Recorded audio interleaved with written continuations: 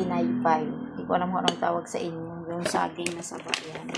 Yung binili ko nung tira na nilaga ko. So, maglagay tayo ng flour or harina. So, maglagay tayo ng egg.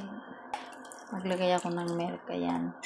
Yung ano lang, katamtaman lang. Yung hindi siya masyado maglagay ako ng 1 tablespoon na baking soda and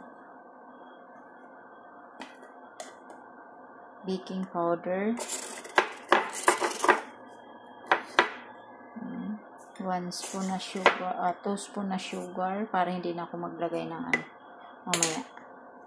So maglagay ako ng cinnamon powder. So nasanayan ko na maglagay ng cinnamon powder kaya nilagyan ko. Painit na ako ng mantika sa kawali. So ilulubnag-lub na natin yung ating saging na saba sa ating ginamit. So ganyan ako mag-ano. So tawag dito is pinaypay. Hindi ko alam anong tawag sa inyo. So ilagay natin sa ating kawali. Mahina lang yung apoy. Ganito yung binibinta namin dati sa probinsya na binibinta namin tag-piso lang yung ganito kadami.